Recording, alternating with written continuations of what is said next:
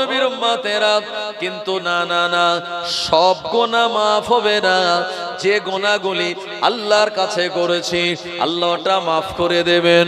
যে গুনাহটা বান্দার সঙ্গে সম্পর্ক হয়ে গিয়েছে ওই গুনাহ আমার আল্লাহ কিন্তু মাফ করবেন না। আপনি কারো জমি জোর দখল করে নিয়েছেন, আপনি তওবা করছেন, আল্লাহ তার জমি আমি জোর করে দখল করে নিয়েছিলাম, রেকর্ড করে নিয়েছিলাম, আজকে শবে বারাতের রাত, আপনি মাফ করুন। আল্লাহ ক্ষমা করবে? আপনি মাকে মেরেছেন, মাকে ছোট বড় কথা বলেছেন, মায়ের মনে খুব দুঃখ, ভাই আল্লাহর কাছে ক্ষমা চাচ্ছেন, আল্লাহ ক্ষমা করবে না। বান্দার সঙ্গে যে গুনাহটা হয়ে যায়, মাকে অপমান করা, অপদস্থ করা, বাপের সঙ্গে খারাপ আচরণ করা, অন্যের জমি জায়গা নিয়ে নেওয়া, মানুষের হক নষ্ট করা, এই গুনাহ বাদ দিয়ে যে গুনাহগুলি আল্লাহর সঙ্গে হয়ে গেছে এই গুনাহগুলি আল্লাহ ক্ষমা করবেন। নামাজ একটা ছেড়ে গেছে, রোজা আপনার ছেড়ে গিয়েছে, আপনি যাকাতের হকদার হলেও যাকাত দেননি, আল্লাহ এটা চাইলে ক্ষমা করতে পারেন। বান্দার সঙ্গে সম্পর্ক যে কাজগুলি ওগুলি ক্ষমা হবে না। আমাদের প্রিয় নবী দুইজনের জানাজা পড়তেন না। কজনের? দুইজনের। দুইজন মানে দুই ক্যাটাগরি লোকের। এক নম্বর নবীজি যার জানাজা পড়তেন না, এই লোকটা হলো মুনাফিক। মুনাফিক যে তার জানাজা পড়তেন না। আল্লাহ নবী জামানায় মদিনায় মুনাফিক ছিল অনেক বেশি। একজন মুনাফিকের লিডারের নাম হলো আব্দুল্লাহ বিন উবাই, যার ব্যাপারে কোরআন মাজিদের আয়াত নাযিল হয়েছিল, ওয়া ইযা লাকুল্লাযিনা আমানু ক্বালু আমান্না ওয়া ইযা খালাউ ইলা শায়াতিনহিম ক্বালু ইন্না মাআকুম। মুনাফিক তো তারা যারা ঈমানদারদের কাছে গিয়ে বলে আমরা ঈমান এনেছি, আমরা তোমাদের মতো। ওয়া ইযা খালাউ ইলা শায়াতিনহিম, যখন তারা শয়তানদের দলে যায় তখন তারা বলে ইন্নী মাআকুম, আমরা তোমাদের সঙ্গেই আছি। আল্লাহর নবী এমন মুনাফিকের জানাজা আদায় করতেন না। আল্লাহর নবীর প্রাণপ্রিয় সাহাবী হযরতে হুযায়ফা ইবনুল ইয়ামান, হুযায়ফা ইবনুল ইয়ামান রাদিয়াল্লাহু আনহু, ওনার কাছে মুনাফিক যারা তাদের নামের লিস্ট ছিল। ওমরে ফারুক রাদিয়াল্লাহু আনহু কোন নামাজে জানাজায় যাওয়ার পরে যখন দেখতেন এ নামাজে জানাজায় হুযায়ফা ইবনুল ইয়ামান নাই, ওমরে ফারুক বুঝতে পারতেন এই মানুষটা মুনাফিক, তার জানাজা হুযায়ফা ইবনুল ইয়ামিন পড়ছে না বলে আমি ওমর আমিও পড়ব না। এক তো মুনাফিকের জানাজা নবীজি পড়তেন না, আর দ্বিতীয় নম্বর হলো যে দেনা করে মরে যেত, যে দেনা রেখে ইন্তেকাল করতেন নবীজি তার জানাজা পড়তেন না। মুদিখানার দোকানে অনেক মাল খেয়েছে, টাকা দেয়নি, অসুস্থ হয়ে গেছে।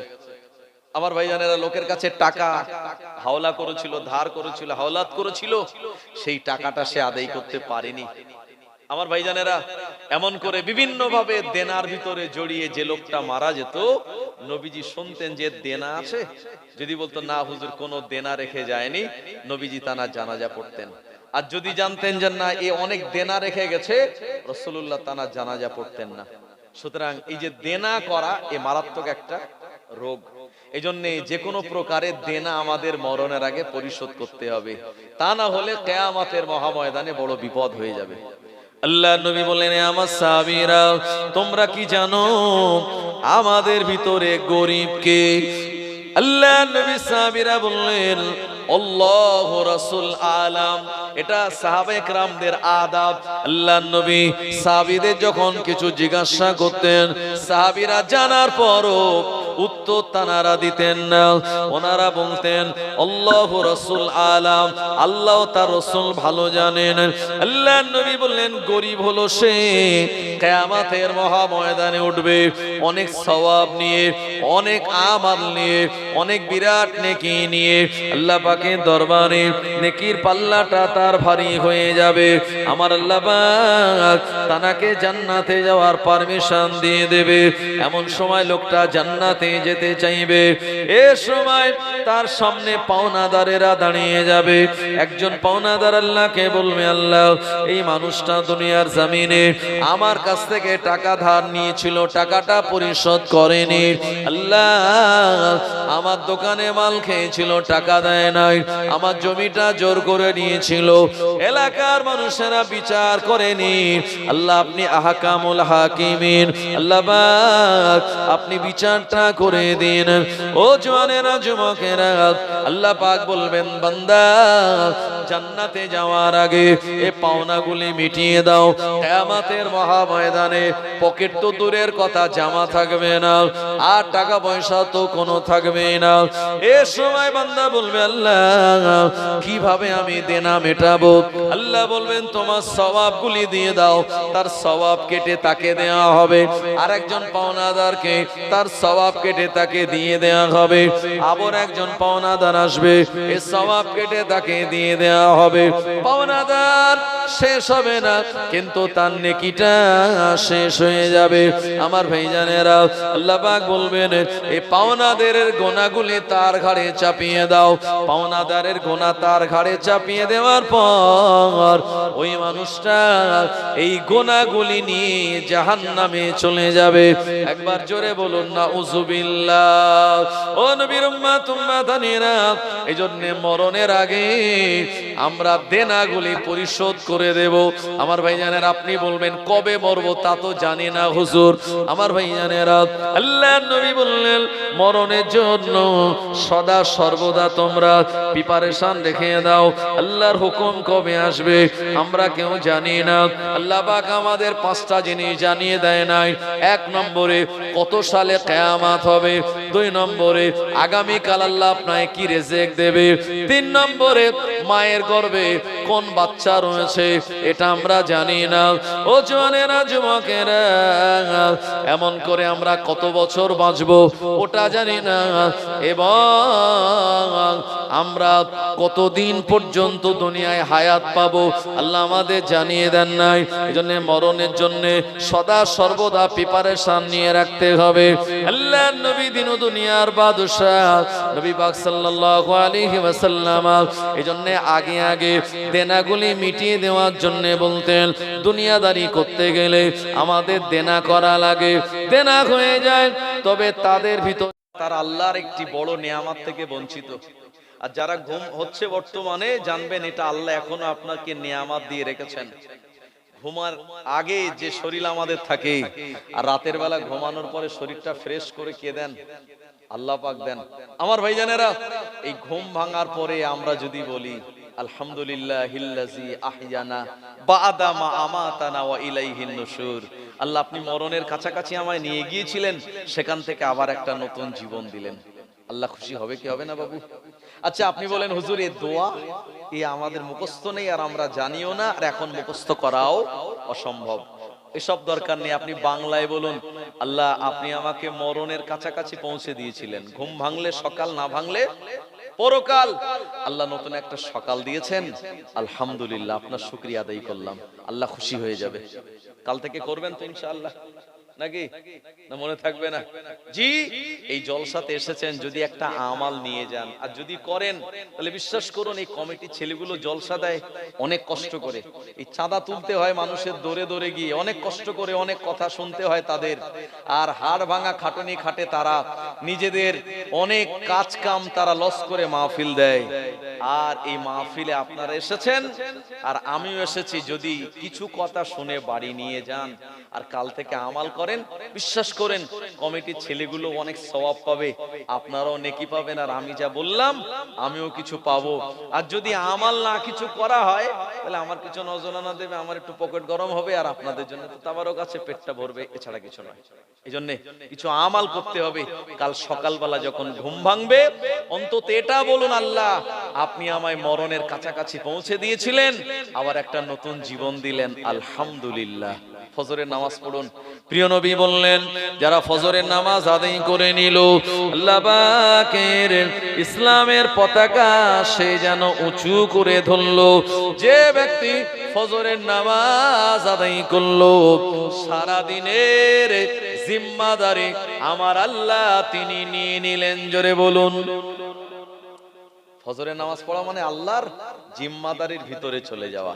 সারাদিনের দেখভালের দায়িত্ব আল্লাহর উপরে পড়ে গেল। যে নামাজ পড়লো না, জিম্মাদারি আল্লাহর নেই তার। আমার ভাই জানেরা, ও নবীর উম্মত উম্মতানিরা, ইমানদারের 3 নম্বর আলামত হলো, মুমিনের 3 নম্বর আলামত হলো ওয়াল হামিদুন, আল্লাহর প্রশংসা করবেন। আপনার ভাত খাওয়া যখন শেষ হয়ে যাবে, আপনি পুরো দোয়া যদি না পড়তে পারেন, অন্তত আলহামদুলিল্লাহ বলুন। আপনার যখন হাঁচি হবে, বৈজ্ঞানিকরা বলল, মানুষ একবার হাঁচি দিলে তার হাড় থেকে 1 লক্ষ জীবাণু বাইরে বেরিয়ে চলে যায়। হাঁচি হয় আল্লাহ তাআলার পক্ষ থেকে। আপনি বলুন আলহামদুলিল্লাহ, আল্লাহ খুশি হয়ে যাবে। আপনার যখন হাই উঠবে ঘুমের জন্য, আপনি মুখে হাত দিয়ে বলুন লা হাওলা ওয়ালা কুওয়াতা ইল্লা বিল্লাহ। আপনি মুখে হাত দিয়ে যখন এই দোয়াটা পড়বেন, আল্লাহ রাজি হবে, আল্লাহ খুশি হয়ে যাবে। ও জওয়ানেরা, যুবকেরা, কাজের সন্ধানে বাড়ি থেকে বেরিয়ে যাবেন, বাড়িতে আপনার সিসি ক্যামেরা নাই, আপনি বলে যান বিসমিল্লাহি তাওয়াক্কালতু আলাল্লাহ লা হাওলা ওয়ালা কুওয়াতা ইল্লা বিল্লাহ। এমনটা বললে পরে ওই বাড়ির পুরো নিরাপত্তার দায়িত্বটা আল্লাহ পাকের কুদরতি হাতের উপরই চলে যায়। আরো জোরে বলেন সুবহানাল্লাহ। ও নবীর উম্মতেরা, কেউ যদি আপনার উপকার করে দেয়, আপনি থ্যাংক ইউ না বলে জাযাকাল্লাহু খায়রান বলেন, আল্লাহ খুশি হয়ে যাবে। যখন মুসাফা করবেন, চোখের দিকে তাকিয়ে, ইমাম সাহেবের চোখের দিকে তাকিয়ে, মাওলানার চোখের দিকে তাকিয়ে, আব্বা জানের চোখের দিকে তাকিয়ে ইয়াগফিরুল্লাহু লানা ওয়া লাকুম বলুন। আল্লাহর নবী বললেন, দুইজন মুসলমান মুসাফা করে ইয়াগফিরুল্লাহু লানা ওয়া লাকুম বলে, এর মানে হলো আল্লাহ তোমাকে আমাকে উভয়কে ক্ষমা করে দিন। এ কথা বলে আলাদা হওয়ার আগে আল্লাহ পাক উভয়ের জীবনের সাগীরা গুনাহগুলি মাফ করে দেন। আর ওজনে বলেন সুবহানাল্লাহ। বিপদ আপদ আর মরণের সংবাদ আপনার কানে আসলে আপনি বলুন ইন্না লিল্লাহি ওয়া ইন্না ইলাইহি রাজিউন, যার মানে হলো ইন্না লিল্লাহ, নিশ্চয় আমরা আল্লাহর জন্য, ও ইন্না ইলাইহি রাজিউন, নিশ্চয় আমরা সবাই আল্লাহ তাআলার কাছেই ফিরে যাব। বিপদ হলে আপনি এটা বলুন, আল্লাহ খুশি হয়ে যাবে। আগামীকাল ভবিষ্যতে কোনো কাজ করবেন, আপনি বলুন ইনশাআল্লাহ আগামীকাল অমুক জায়গায় যাব, ইনশাআল্লাহ আমি আগামী বছর উমরাতে যাব। এই আগামী ফিউচারের সঙ্গে যদি আপনি ইনশাআল্লাহ বলে নেন, আমার আল্লাহ ওই কঠিন কাজটা আমাদের জন্য সহজ করে দেবেন। সুবহানাল্লাহ বলবেন না? সুলাইমান নবী, ওনাকে আল্লাহ অনেক নেয়ামত দিয়েছিলেন। তিনি বলেছিলেন আমার 100 মর্তে মুজাহিদ দরকার, কিন্তু তানার পাশে আসার মতো কেউ ছিল না তেমন। মুসা আলাইহিস সালাম বললেন, আপনার সুলাইমান আলাইহিস সালাম বললেন আমি 100টা বিবাহ করব আর 100 জন স্ত্রীর কাছে যাব, আল্লাহ আমায় 100 জন সন্তান দেবেন, তাদেরকে আমি বীর মুজাহিদ বানাবো। 100টা বিয়েও করলেন, 100 জন বিবির কাছে গেলেন, কিন্তু সন্তান হলো মাত্র একটা, তাও আবার একটু তার হ্যান্ডিক্যাপ, মানে পাটা ভালোভাবে চলতে পারছিল না। সুলাইমান নবী আল্লাহকে বলেন, আল্লাহ আমি একজন নবী আর আপনার কাছে এরকম ইচ্ছা করলাম, 100টা বিয়ে করে 100 জন বিবির কাছে গেলাম, অথচ সন্তান হলো একটা। আল্লাহ বললেন, ও নবী সুলাইমান, যখন তুমি এমন ইরাদা নিয়াত করেছিলে, ওই সময় তুমি ইনশাআল্লাহ বলো নাই, এজন্য তোমার দোয়া আল্লাহ তাআলার দরবারে মঞ্জুর হয়নি। একজন নবী ইনশাআল্লাহ এর মানে হলো আল্লাহ যদি চায় তবে আমি অমুক জায়গায় যাব, অমুক কাজটা করব। একজন নবী বলে যদি এই কথাটা ছেড়ে গিয়ে এমনটা হয়, আমরা ভাই আম মানুষ গুনাহগার, আমাদের অবস্থাটা কি? এই কাজগুলো করুন আগামীকাল থেকে, আগামীকাল ইনশাআল্লাহ এই কাজ করব, আগামী 10 দিন বাদে এইখানে যাব, ইনশাআল্লাহ আপনি আপনার আগামী দিনের কথার সঙ্গে বলা শুরু করুন, দেখবেন আল্লাহ কঠিন কাজগুলি আল্লাহ সহজ করে দেবেন। সুবহানাল্লাহ বলবেন না? মুমিন যে 4 নম্বর আলামত হলো আস-সাইহুন, মুমিন হবে রোজা আদায়কারী। আল্লাহ বলেছেন ইয়া আইয়ুহাল্লাযীনা আমানু কুতিবা আলাইকুমুস সিয়াম কামা কুতিবা আলাল্লাযীনা মিন ক্বাবলিকুম লাআল্লাকুম তাত্তাকুন। হে বিশ্বাসী ইমানদারেরা, আমি তোমাদের উপরে রোজাকে ফরজ করলাম, যেমন ফরজ করেছিলাম তোমাদের পূর্ববর্তী নবীদের উপরে। এ রোজাগুলি যদি তোমরা আদায় করতে পারো আর তোমরা মুত্তাকি হতে পারবে। এজন্য আপনি নিয়াত করুন, আল্লাহ অন্য বছরে হয়তো রোজা রাখতে পারতাম না, আগামী 2025 সালে রমজানের রোজা হলো ফাল্গুন মাসের 16 তারিখ থেকে। ও রব্বুল আলামিন আল্লাহ, এই আগামী 2025 সালে 16ই ফাল্গুন থেকে রমজানের রোজা শুরু হবে। আল্লাহ এই রোজাগুলি ইনশাআল্লাহ আমি আদায় করে দেব। আল্লাহ পাক আপনার জন্য রমজানের রোজা আদায় করাকে সহজ করে দেবেন। আরো জোরে বলেন সুবহানাল্লাহ। এই কথাগুলি আমাদের বলতে হবে বাবু। একজন মুরব্বী চাচাজি গরু কিনতে যাচ্ছে হাটে। তো একটা মাদ্রাসার ছেলের সঙ্গে দেখা, চাচাজি কোথায় যাচ্ছেন? তো বলছে বাবা এই জিলহজের চাঁদ উঠেছে, একটু গরু কিনতে যাচ্ছি। তো বললো ইনশাআল্লাহ বললে ভালো হতো না? বলছে কেন? হাটে আমার পকেটে টাকার হাটে গরু, মাঝখানে আবার ইনশাআল্লাহ আসবে কেন? এখন এই কথা বলে হাটে চলে গেছে। আপনি বলুন এই গরুর হাটে কত পকেট মার থাকে, কত দালাল থাকে, কত লোক থাকে, এখানে ভিড় ভাট্টা বিরাট।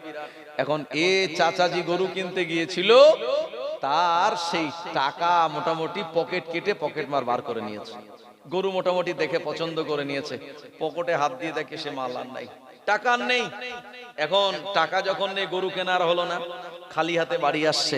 মাদ্রাসার ছেলেটার সঙ্গে আবার দেখা, চাচাজি সেই গরু। বলছে আর বলো না, ইনশাআল্লাহ হাটে গিয়েছিলাম, ইনশাআল্লাহ গরু পছন্দ হয়েছিল, ইনশাআল্লাহ পকেট মার হয়েছে, ইনশাআল্লাহ গরু কেনা হয়নি, ইনশাআল্লাহ খালি হাতে বাড়ি যাচ্ছি।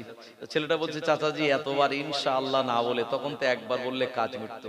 তার মানে বিপদে না পড়লে আমরা সহজে আল্লাহর নাম নেই না। কথা ঠিক কিনা বাবু? আমার ভাইজানেরা, ও নবীর উম্মতেরা, মুমিন 4 নম্বরে রোজাগুলি আদায় করবে। 5 নম্বরে মুমিনের আলামত হলো আর-রাকিউন, মুমিন আল্লাহর দরবারে রুকু করবে।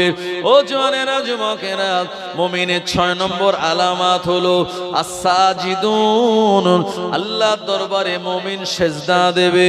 বান্দা বান্দি যখন আল্লাহ পাকের দরবারে সেজদা দেয়, আমার আল্লাহ পাক ফেরেশতাদের বলেন মালাইকা ইরফা হিজাব বাইনি ওয়া বাইনিকা আবদি, এ আমার ফেরেশতাগণেরা সব পর্দাগুলি তুলে দাও। বান্দা আমায় সেজদা দিয়েছে, আমি আল্লাহ আর আমার এই বান্দার মাঝখানে আর কোনো পর্দা থাকবে না, সরাসরি কানেকশন শুরু হয়ে যাবে। ও নবীর উম্মতেরা, এজন্য মুমিন যারা আল্লাহ পাকের দরবারে লম্বা সেজদা দেয়, মুমিনের 7 নম্বর ক্যাটাগরি হলো, 7 নম্বর আলামত হলো ওয়াল আমিরুনা বিল মারুফ, মুমিন ভালো কাজের আদেশ দেয়। মুমিনের 8 নম্বর ক্যাটাগরি হলো ওয়ান্নাহুনা আনিল মুনকার, মুমিন খারাপ কাজ থেকে মানুষকে নিষেধ করে। মুমিনের 9 নম্বর আলামত হলো ওয়াল হাফিজুনা লিহুদুদিল্লাহ, আল্লাহ তাআলার আইনগুলিকে মুমিন সংরক্ষণ করে। জোরে বলুন। শরীয়তের যে বাউন্ডারি আছে, এই বাউন্ডারির বাইরে মুমিন যাবে না। রাসূলুল্লাহ সাল্লাল্লাহু আলাইহি ওয়াসাল্লামের হাদিস এবং কোরআন মাজিদের আয়াত দ্বারা এটাই প্রমাণিত হয়। যে ব্যক্তি তওবা করে, যে ব্যক্তি শুকরিয়া আদায় করে, যে ব্যক্তি ইবাদত করে, 4 নম্বরে যে ব্যক্তি রোজা রাখে, 5 নম্বরে যে ব্যক্তি রুকু করে, 6 নম্বরে যে ব্যক্তি সেজদা করে, 7 নম্বরে যে ব্যক্তি ভালো কাজের আদেশ করে, 8 নম্বরে যে ব্যক্তি খারাপ কাজ থেকে মানুষকে নিষেধ করে, আর 9 নম্বরে যে ব্যক্তি ওয়াল হাফিজুনা লিহুদুদিল্লাহ, আল্লাহ তাআলার আইনগুলিকে সংরক্ষণ করে, এই বাউন্ডারির বাইরে যায় না। আল্লাহ বললেন অবাশশিরিল মুমিনিন, তারাই তো মুমিন বান্দা। একটু জোরে বলবেন না সুবহানাল্লাহ। আমার ভাইজানেরা, তো আল্লাহ আমাদের সবাইকে এই মুমিন হওয়ার তৌফিক এনায়েত করুক। জোরে বলুন আল্লাহুম্মা আমিন। মুমিন হলে সব জায়গায় রাস্তা পার হবে কি হবে না? নবী মুসা আলাইহিস সালাতু সালাম তিনি একজন কিপ্তিকে আর একজন কওমে বানি ইসরাইলকে দেখলেন, এরা দুজন মিলে ঝগড়া করছে। মাইকলা ভাই গলা টানছে কেন? একটুখানি বেসটা কমিয়ে দেন, কাপড় দেওয়ার আগে টানছে, খুলে দেবো। এখন মুসা আলাইহিস সালাম দেখছেন যে দুজন লোক ঝগড়া করছে। একজন লোক জঙ্গল থেকে কাঠ কেটে বাড়ি নিয়ে যাচ্ছে রান্না করার জন্য, আর আরেকজন কিপ্তি তার কাছ থেকে কাঠটা কেড়ে নিচ্ছে। তো ওই কওমে বনি ইসরাইল বললেন যে হুজুর, এই দেখেন এই লোকটা আমার কাছ থেকে কাঠের বোঝা কেড়ে নিচ্ছে। মুসা আলাইহিস সালাম রেগে গিয়ে বললেন, আমার এই কওম, সে একজন কাঠ কেটে নিয়ে যাচ্ছে আর তুমি তার কাছ থেকে কাঠ কেড়ে নিচ্ছ। এই অভিযোগ জানানোর পর বনি ইসরাইলের কথা শুনে কওমে মুসা আলাইহিস সালাতু সালাম ওই কিপ্তিকে এক চড় মারলেন। চড় মারার সঙ্গে সঙ্গে লোকটা মারা গেল। মুসা আলাইহিস সালাম বুঝলেন যে চড় মারলাম, লোকটা মারা গেল, আসলে আমি তো তাকে মেরে ফেলার জন্য চড় মারিনি, চড় মেরেছিলাম তাকে শাস্তি দেওয়ার জন্য, কিন্তু লোকটা মারা গেল, এ তো খুব অন্যায় কাজ হলো, শয়তানি কাজ হয়ে গেল। উনি আল্লাহ তাআলার কাছে দোয়া করলেন। আমার ভাইজানেরা, এই খবরটা ফেরাউনের কাছে চলে গেল। ফেরাউন শুনতে পেল আমারই দলের একজন লোককে নবী মুসা এক চড় মেরে মেরে দিয়েছে। ফেরাউন সঙ্গে সঙ্গে বলল, ও মুসাকে ধরে আনো, আর হত্যার বদলে আমি তাকে হত্যা করে ফেলবো, এ দুনিয়াতে বাঁচিয়ে রাখবো না। আল্লাহ পাকের প্রিয় নবী হযরতের নবী মুসা কালিমুল্লাহ আলাইহিস সালাম এমন সংবাদ পাওয়ার পরে ওই এলাকা ছেড়ে তিনি মিশর থেকে মাদাইনের দিকে রওনা হয়ে যায়। আমার ভাইজানেরা, মাদাইনের দিকে যখন রওনা হয়ে যায়, রাস্তাঘাট তানার কাছে অপরিচিত ছিল, কোন জায়গায় যাবেন তিনি কিছুই বুঝতে পারেন না। এভাবে করে নিজের ঘর থেকে বেরিয়ে অনেক দূর পর্যন্ত যখন গেলেন, আসরের সময়টা পেরিয়ে গেল, পশ্চিম আকাশে সূর্যটা ডুবে যাবে। মুসা আলাইহিস সালাম যুবক মানুষ একটা গাছের তলায় গিয়ে বসে রইলেন, আর মনে মনে চিন্তা করে, আল্লাহ, ওই লোকটাকে আমি মেরে ফেলার জন্য চড় মারিনি, আল্লাহ এক চড় মেরেছিলাম তাকে শাস্তি দেওয়ার জন্য, তাকে শিক্ষা দেওয়ার জন্য। ও রব্বুল আলামিন, আল্লাহ, এই মানুষটা মরে যাওয়ার কারণে ফেরাউন আমার বিরুদ্ধে নানান রকম হুকুম জারি করে দিয়েছে। আল্লাহ পাক আপনি আমায় হেফাজত করুন, কোন জায়গায় যাব তিনি জানেন না। মুসা আলাইহিস সালাম আর একটা গাছের তলায় বসে রয়েছেন। হঠাৎ দেখতে পেলেন সামনে একটা কুয়া, আর ওই কুয়াতে অসংখ্য মানুষের ভিড়। নবী মুসা আলাইহিস সালাম তিনি দেখতে পেলেন অসংখ্য মানুষেরা সারাদিন তাদের গরু ছাগল বকরিগুলি মাঠে ময়দানে চরানোর পর সন্ধ্যাবেলা ঘরে নিয়ে যাবে। সন্ধ্যাবেলা ঘরে নিয়ে যাওয়ার আগে ওই কুয়া থেকে তাদের পানি পান করাবে। আর পানি পান করানোর জন্য সবাই তাড়াহুড়ো করে, এ বলে আমার প্রাণীদের আগে পানি পান করাবো, আর এক দল বলে না না না, আমাদের প্রাণীদের আগে পানি পান করাবো। ওরা নিজেদের ভিতরে প্রতিযোগিতা করেন, ওরা নিজেদের ভিতরে ঠেলাঠেলি করে। আল্লাহ পাকের নবী মুসা আলাইহিস সালাম দেখতে পেলেন দূরে দুইজন বোরকা পরিহিতা মহিলা, দুইজন বোরকা পরিহিতা মহিলা, এরা বকরির দড়িগুলি শক্ত করে ধরে রেখে দিয়েছে, কিন্তু বারবার ওই ছাগল আর বকরিগুলি কুয়ার দিকে তারা যেতে চায়, কুয়ার দিকে তারা এগিয়ে যেতে চায়। বোরকা পরিহিতা দুইজন মহিলা এই ছাগলগুলির দড়ি নিজের দিকে টেনে রেখে দিয়েছে। মুসা আলাইহিস সালাম অবাক হয়ে গেলেন, কি ব্যাপার? এক জায়গায় সবাই নিজেদের ভিতরে প্রতিযোগিতা করে, কি আগে আমাদের বকরির পানি পান করাবো, অথচ দুইজন বোরকা পরিহিতা মহিলা এ জায়গায় দূরে কেন দাঁড়িয়ে?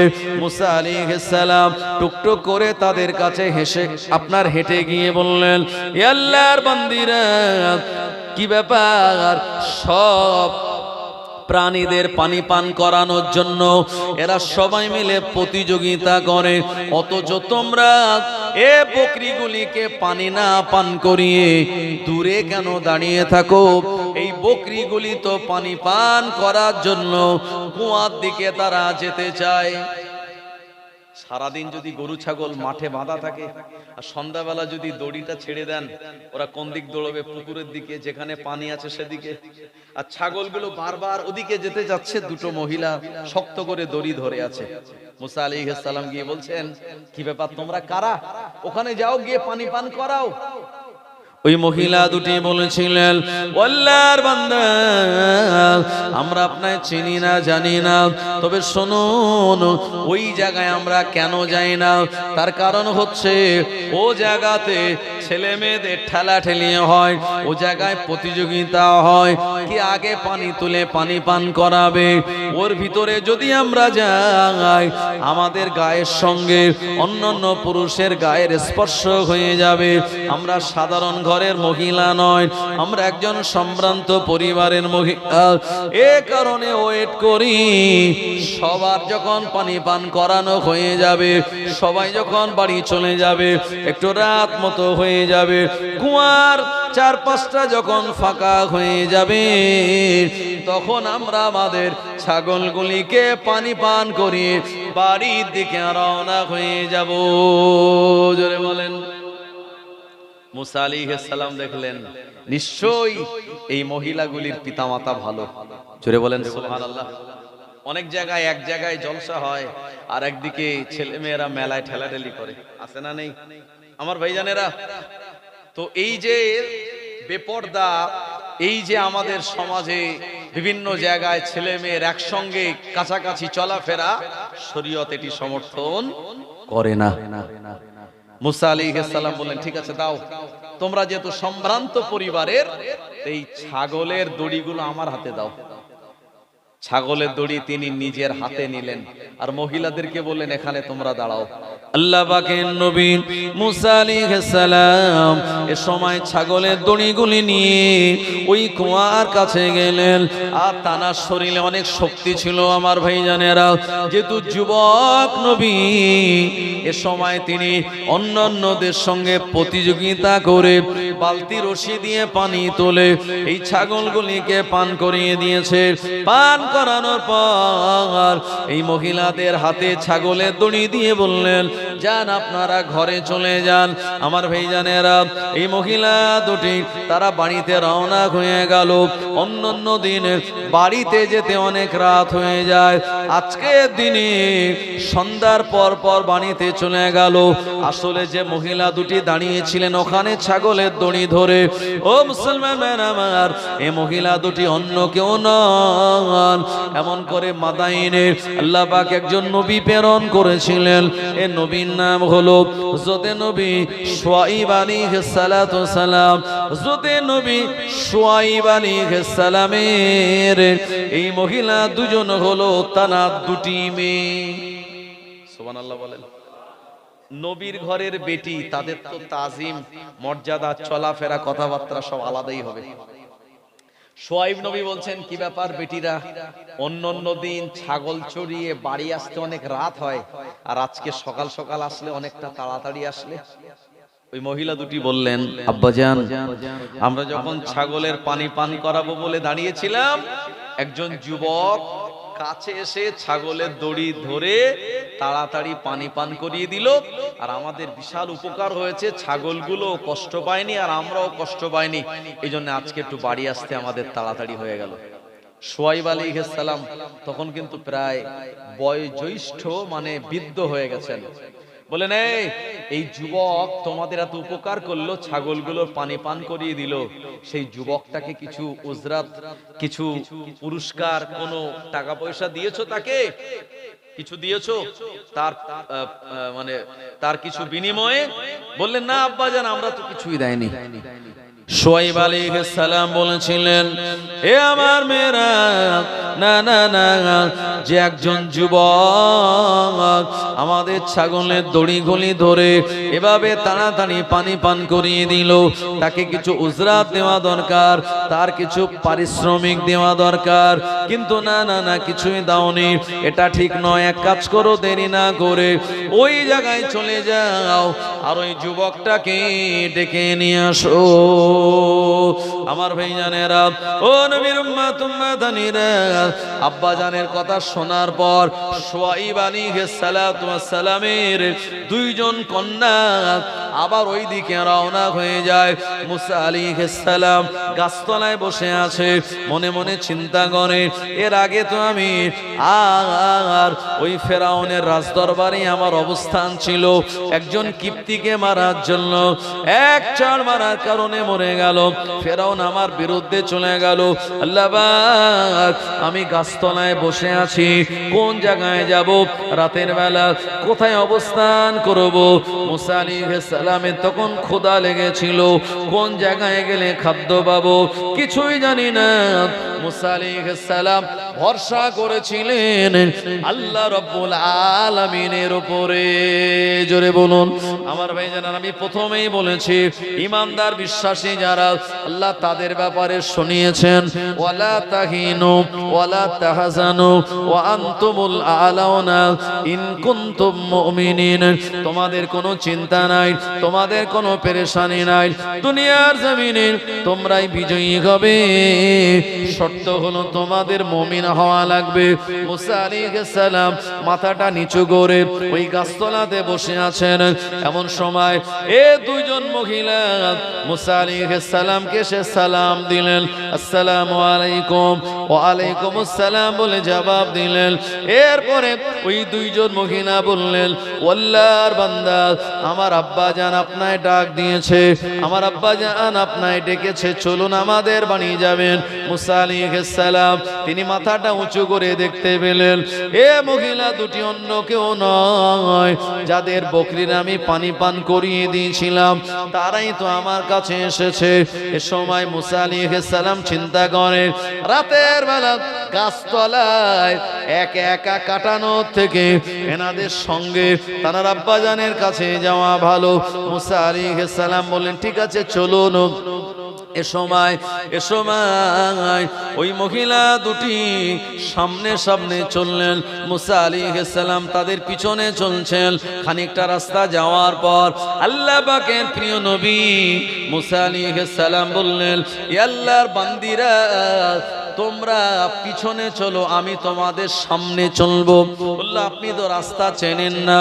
মুসা আলাইহিস সালাম বললেন, না না না, আপনারা যেহেতু মহিলা মানুষ, আপনাদের দিকে বারবার নজর পড়া এটা আদবের খেলাফ, আপনারা পিছনে থাকুন, আমি সামনে যাই। এমন করে মুসা আলাইহিস সালাম সামনে সামনে গেলেন, এ মহিলা দুটি পিছনে পিছনে গিয়ে আর তাদের বাড়িতে নিয়ে চলে গেলেন। আল্লাহ পাকের নবী মুসা আলাইহিস সালামকে নিয়ে নবী শুআয়ব আলাইহিস সালামের কাছে দিলেন। ও মুসলমানেরা আমার, শুআয়ব নবীও তিনি নবী, আর মুসা আলাইহিস সালাম আগামী দিনে তিনি নবী। একজন নবী আর একজন নবীর চেহারা দেখে চিনতে পেরে যাবেন, এটাই তো স্বাভাবিক। শুআয়ব আলাইহিস সালামের কাছে মুসা আলাইহিস সালাম চলে গেলেন। আল্লাহ পাকের নবী শুআয়ব আলাইহিস সালাম বললেন, বাবা ইজলিস, তুমি বসে যাও। মুসা আলাইহিস সালামকে বললেন, বাবা আমি তোমায় ডেকেছি অন্য কোনো কারণে নয়, তুমি যেভাবে আমাদের বকরিগুলিকে পানি পান করিয়ে দিয়েছো, অন্যান্য দিনের থেকে আমার মেয়ে দুটি আজকে আগে আগে বাড়ি চলে এসেছে, এর বিনিময়ে আমি তোমায় কিছু পয়সা কিছু মোহর দিতে চাই। মুসা আলাইহিস সালাম বললেন, হুজুর বেয়াদবি মাফ করুন, না না না, কোনো উজরাত নেওয়ার জন্য, কোনো পারিশ্রমিক নেওয়ার জন্য আমি এ কাজ করে নাই, আমি করেছি শুধুমাত্র মানবতার খাতিরে। জোরে বলেন। আমার দেখে এটা কষ্ট হয়েছে যে ছাগলগুলো কষ্ট পাচ্ছে আর মহিলা মানুষ দাঁড়িয়ে রয়েছে, রাত হয়ে যাবে, তাই এটা করেছি, এর জন্য পারিশ্রমিক আমি নেব না, হুজুর ক্ষমা করুন। শুআয়ব আলাইহিস সালাম মুসা নবীকে দেখে চিনতে পেরেছেন ইনি আগামী দিনের নবী। জোরে বলেন সুবহানাল্লাহ। আলেম আলেমকে দেখে চিনতে পারে, হাফেজ হাফেজকে দেখে বুঝতে পারে, জি আমার ভাইজানেরা মুফতি মুফতিকে দেখে বুঝতে পারে। তো একজন নবী নবীকে দেখে বুঝতে পারেন যে ইনি আগামী দিনের নবী। শুআয়ব আলাইহিস সালাতু সালাম বললেন যে তুমি কোথায় যাবে, কোথায় তোমার বাড়ি? মুসা আলাইহিস সালাম কিছুই গোপন করেননি, পুরো ডিটেইলসে বলেছেন যে একজন লোককে চর মেরেছিলাম, বেচারা লোকটা মারা গেল, ফেরাউন আমার বিরুদ্ধে গ্রেফতারি পরোয়ানা জারি করে দিয়েছে, এই ফেরাউনের গ্রেফতারি থেকে বাঁচার জন্য আমি মিশর থেকে মাদায়েনে যাচ্ছিলাম আর এই ঘটনা ঘটলো, সুতরাং কোথায় যাব আমি নিজেও জানি না। শুআয়ব আলাইহিস সালাম বললেন, ও বাবা মুসা, তুমি যদি আমার ঘরে থেকে যাও তোমার কোনো অসুবিধা আছে নাকি? মুসা আলাইহিস সালাম মনে মনে চিন্তা করছিলেন, আল্লাহ থাকার জায়গা নাই, কোথায় কি খাবো তাও তো জানি না, এ নবী শুআয়ব আলাইহিস সালামের কাছে আমি যদি থেকে যেতে পারি এটা আমার জন্য তো নিরাপদ হবে। জোরে বলেন। মুসা আলাইহিস সালাম ওই শুআয়ব নবীর ঘরেই থাকলেন আর সেখানে তানাকে খাদ্য দেয়া হলো। এই খাদ্য নিয়ামত এগুলি তিনি পেলেন, পেয়ে রাতের বেলা আল্লাহর শুকরিয়া আদায় করে বলছেন, ও রব্বুল আলামিন আল্লাহ, আমি কোথায় যাব জানতাম না, আল্লাহ পাক আপনি আমার জন্য এমন সুন্দর জায়গা বানিয়ে দিয়েছেন, এখানে অবস্থানে যাবতীয় বন্দোবস্ত করে দিলেন। ও রব্বুল আলামিন আল্লাহ, আমি আপনার কাছে শুকরিয়া জ্ঞাপন করলাম। শুআয়ব আলাইহিস সালাম বললেন, ও আল্লাহর বান্দা মুসা, তুমি আমার ঘরেই থাকতে পারো, কোনো অসুবিধা নাই, আমি তোমার থাকার যাবতীয় বন্দোবস্ত সব করে দেব। মুসা আলাইহিস সালাম এই জায়গায় নিরাপদে তিনি অবস্থান করতে লাগলেন। আমার ভাইজানেরা, এ সময় শুআয়ব নবীর মেয়ে দুটি বললেন, আব্বা জান, আমরা যখন তানাকে ডাকতে গিয়েছিলাম আমরা সামনে ছিলাম বলে উনি আমাদের পিছনে দিলেন, উনি সামনে সামনে এগিয়ে চললেন, বিনিময়ে এটা বললেন একজন নারীর দিকে বারবার চোখ পড়ে যাওয়া এটা আদাবের খেলাফ। শুআয়ব আলাইহিস সালাম বুঝতে পারলেন এটা নবী ছাড়া অন্য কারোর কথা হতে পারে না। জোরে বলেন সুবহানাল্লাহ। শরীয়ত এসেছে কোন বেগনা নারীর দিকে যদি আপনার একবার নজর পড়ে যায়, আল্লাহ ওই প্রথম নজরটা ক্ষমা করবেন, আপনি সঙ্গে সঙ্গে নজর ঘুরিয়ে নেবেন। আর যদি দ্বিতীয়বার আবার আপনি নজর করে ভালোভাবে দেখেন তখন আপনার নামায় আমলে গোনা লেখা হবে। যেখানে স্কুল কলেজ কখন ছুটি হবে, আমাদের এলাকার অনেক জন যুবকেরা অপেক্ষা করে যে স্কুল কখন ছুটি হবে আমার ভাইজানেরা, আর সেই জায়গায় নবী মুসা আলাইহিস সালাম বললেন, তোমাদের দিকে বারবার আমার নজর পড়ে যাচ্ছে, এটা বেয়াদবি, তাই তোমরা পিছনে আমি সামনে থাকি। শুআয়ব নবী এই কথা শুনলেন তানার মেয়ের কাছ থেকে, শুনে বুঝলেন ইনি আগামী দিনের একজন নবী। মুসা আলাইহিস সালাম ওখানে অবস্থান করতে লাগলেন। এরপরে শুআয়ব আলাইহিস সালাম দেখলেন একদিকে নবী মুসা একজন যুবক আর আমার যে কন্যা সেও তো যুবতী, একজন যুবক আর একজন যুবতী কন্যা একই বাড়িতে থাকবে, এটার থেকে আরো ভালো। মুসা আলাইহিস সালাম যেহেতু আগামী দিনের নবী আর আমিও নবী, তো আমি একবার প্রস্তাব দিয়ে দেখি যদি আমার মেয়েকে বিবাহ করে তাহলে আমার বাড়িতে জামাই হিসাবে থাকবে, আর কোনো অসুবিধা হবে না। জোরে বলেন সুবহানাল্লাহ।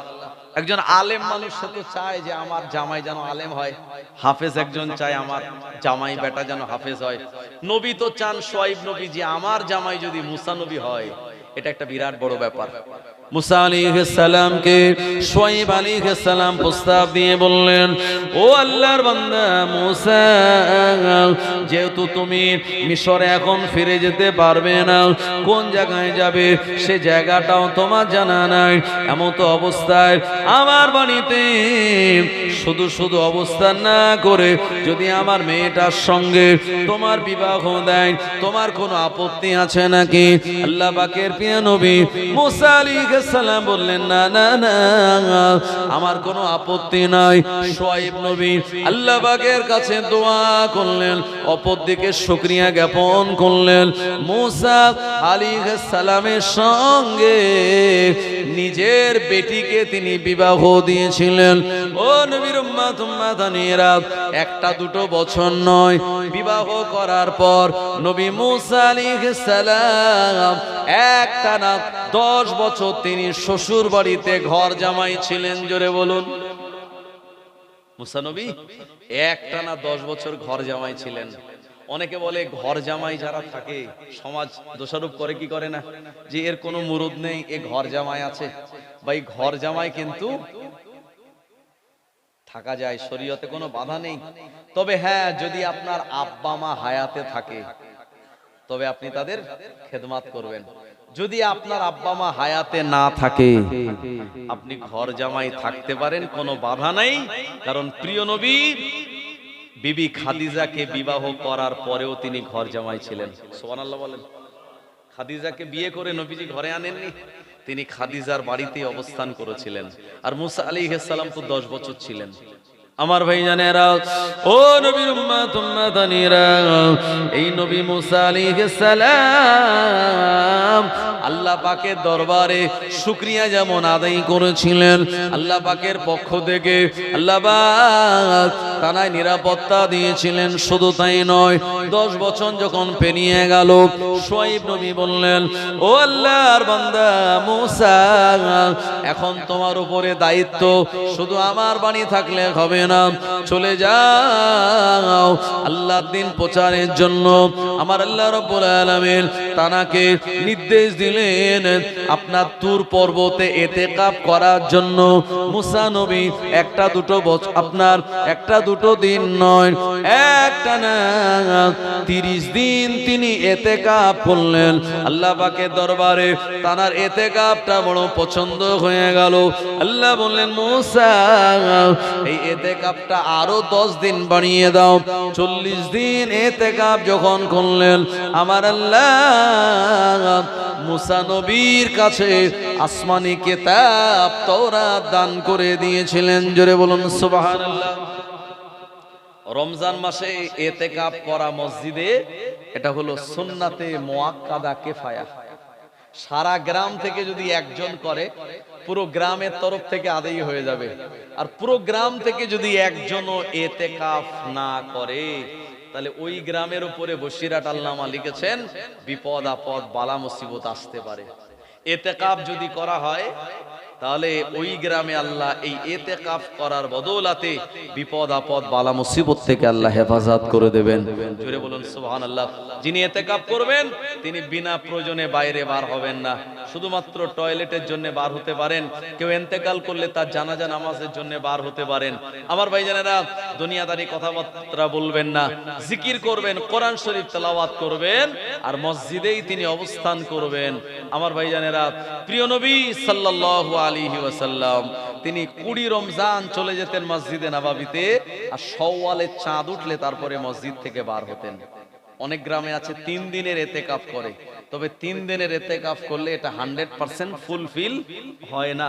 ইতিকাফের নিয়ম হলো টোটাল 10টা দিন। শাওয়ালের চাঁদ উঠবে, তারপরে তিনি ইতিকাফ ভেঙে দেবেন। আমার ভাইজানেরা, এই ইতিকাফ এটি আল্লাহর কাছে অত্যন্ত পছন্দনীয়। যদি কোনো মহিলা মনে করে আমি বাড়িতে ইতিকাফ করব, তাহলে বাড়ির একটা কোণে একটা কাপড় টাঙিয়ে তিনি ইতিকাফে রমজান মাসে বসতে পারেন। শরীয়ত মহিলাদেরকেও বাড়িতে ইতিকাফ করার পারমিশন দিয়েছেন। আমার ভাইজানেরা, ও নবীর উম্মত উম্মাতানিরা, মুসা আলাইহিস সালাম একটা না 40 দিন ইতিকাফ করার পরে আমার আল্লাহ তানার উপরে তাওরাত নামক কিতাবটা দিয়ে দিলেন। মুসা আলাইহিস সালাম শুআয়ব নবীর কাছ থেকে যখন চলে যাবেন, শুআয়ব নবীর তানার হাতে একটা লাঠি দিয়েছিলেন। জোরে বলুন, এ লাঠিটা দুনিয়ার কোনো লাঠি নয়, এ লাঠিটা হলো আল্লাহ তাআলার জান্নাতের লাঠি। আমরা শ্বশুর বাড়ির থেকে বাইক নেই, আটটিয়ার নেই, পালসার নেই, কেউ কেউ 4 চাকা নেয়, ঘর সাজানো নেয়। আর মুসা আলাইহিস সালাম শ্বশুর বাড়ির থেকে কি নিলেন? একটা লাঠি নিলেন। জোরে বলেন সুবহানাল্লাহ। এই লাঠি জাতাই লাঠি নয়, জান্নাতি লাঠি। দুরূদ শরীফ আল্লাহুম্মা সাল্লি আলা সাইয়্যিদিনা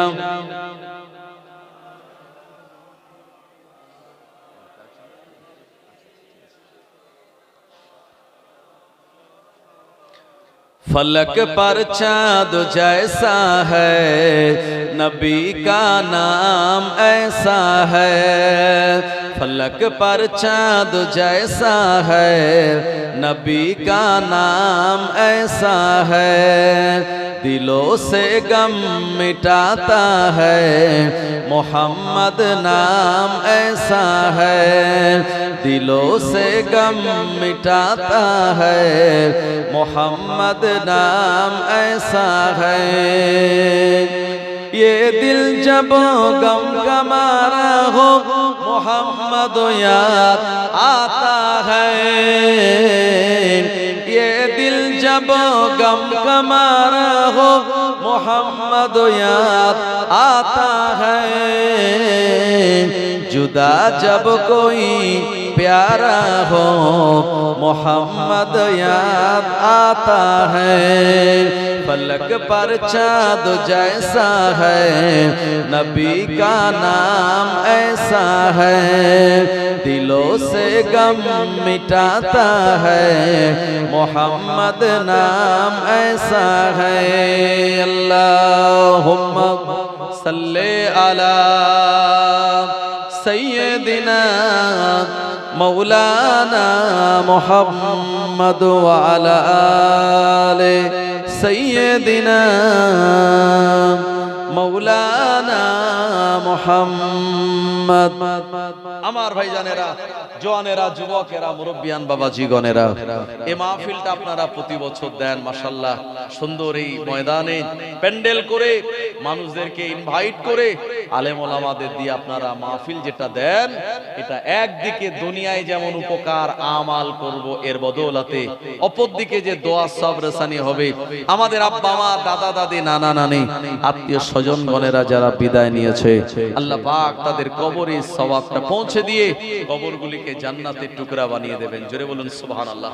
ওয়াজ নসিহত হলো মাদ্রাসা বয়স্ক মানুষদের, এটা হলো এমন একটা মজলিস, প্রিয় নবী বলেছেন আল্লাহর কিছু ফেরেশতারা দুনিয়াতে ঘোরে, তারা দেখে যে জায়গায় কোরআন ও হাদিসের আলোচনা হয়। আমি যে কথাগুলি আপনাদেরকে বলেছি সব কোরআন ও হাদিসের অনুকূলে বলেছি। এই আলোচনাগুলি যখন হয়, ফেরেশতাগণেরা দাঁড়িয়ে যায়, আলোচনা শুনতে থাকে। আমার ভাইজানেরা, তারপরে যখন দোয়া করা হয়, ফেরেশতারা দোয়ার সঙ্গে আমিন বলে দেয়। আর তার বদৌলতে আল্লাহ ওই এলাকার বিপদ আপদ বালা মুসিবত থেকে যেমন হেফাজত করেন, মুরব্বীদের কবরগুলি আল্লাহ জান্নাতের টুকরা বানিয়ে দেন। জোরে বলুন। এই মাহফিলটা আগামী বছরের জন্য আল্লাহর কোন বান্দা আছেন যিনি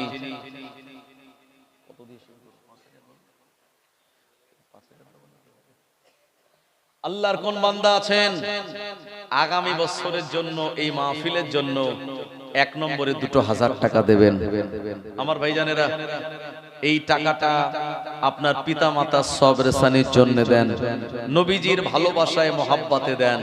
আল্লাহ আপনার দানকে কবুল করবে। দুনিয়াতে যারা দান করে, আল্লাহ দুনিয়ার বড় বড় বিপদ আপদ বালা মুসিবত থেকে হেফাজত করে। তাই আসেন, এক হলো আমাদের আল্লাহ, এক হলো তৌহিদের বাণী, এক হলো একত্ববাদের বাণী।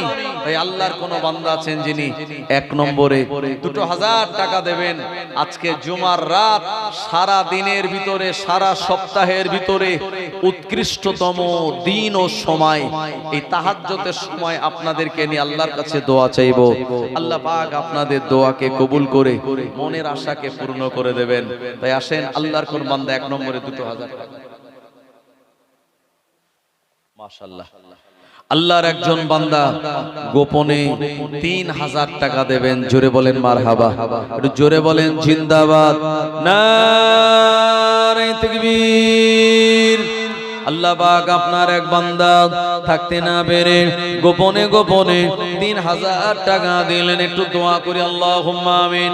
ও রব্বুল আলামিন, আল্লাহ আপনার বান্দা থাকতে না পেরে গোপনে গোপনে 3000 টাকা দান করলেন। আল্লাহ তাআলা দান কবুল করুন। আল্লাহ পাক তাআলা রুজিতে বরকত দিন, মনের আশা পূরণ করুন, হায়াত কিসমত দারাজ করে দিন। ময় মুরব্বি যে সমস্ত কবরবাসী হয়ে গিয়েছেন, আল্লাহ পাক তাদের কবরগুলিকে জান্নাতের গোলাপ ফুলের বাগান বানিয়ে দিন। জোরে বলুন আল্লাহুম্মা আমিন। ওমা তৌফিক ইল্লা বিল্লাহ, লা ইলাহা ইল্লাল্লাহ মুহাম্মাদুর রাসূলুল্লাহ। আসেন, আল্লাহর কোন বান্দা আছেন 2 নম্বরে 2000 টাকা দেবেন। আমাদের কত টাকা কত দিকে চলে যায়, আল্লাহ রাস্তায় দান করলে এই টাকাটা আল্লাহ পাকের ব্যাংকে জমা রইবে। কিয়ামতের মহা ময়দানে সওয়াবে রূপান্তরিত করে আল্লাহ পাক তিনি আমাদেরকে দিয়ে দেবেন। ও আমার ভাইজানেরা, 2 নম্বরে 2000 টাকা দেবেন আল্লাহর কোন বান্দা? একটু বলুন। আব্বা মা বিদায় নিয়েছে তানাদের, বাবলু ভাই থাকতে না পেরে 2 নম্বরে 2000 টাকা। জোরে বলেন মারহাবা, একটু জোরে বলেন জিন্দাবাদ, নারে তাকবীর। আল্লাহ আপনার বান্দা এমন করে বাবলু ভাই আমার থাকতে না পেরে 2 নম্বরে 2000 টাকা দিলেন। আল্লাহ তাআলা দান কবুল করে নিন। আল্লাহ মনের আশা পূর্ণ করুন, হায়াত কিসমত দারাজ করে দিন। আল্লাহ দুনিয়াবি বিপদ আপদ বালা মুসিবত থেকে আপনি হেফাজত করে দিন। ও জওয়ানেরা, যুবকেরা, তারাই তো বুদ্ধিমান, তারাই তো জ্ঞানী। আল্লাহ পাকের দেওয়া রুজিগুলি আল্লাহ রাস্তায় যারা দান করে যায়, কিয়ামতের মহা ময়দানে এ দানগুলি আল্লাহ সওয়াবে রূপান্তরিত করে তাদের কাছে দিয়ে দেবেন। আমার ভাইজানেরা, এ দান হলো এমন দান, আপনি আমি বিদায় নিয়ে চলে যাব, কিয়ামত পর্যন্ত সাদকায়ে জারিয়া হিসাবে আমাদের আমলনামায় চলতে থাকবে। জোরে বলেন সুবহানাল্লাহ। আসেন, 3 নম্বরে আল্লাহর কোন বান্দা আছেন 2000 টাকা দেবেন? 3 নম্বরে 3-এর একটা গুরুত্ব আছে। 3 হলো এশার বেতের নামাজ, 3 হলো মাগরিবের ফরজ।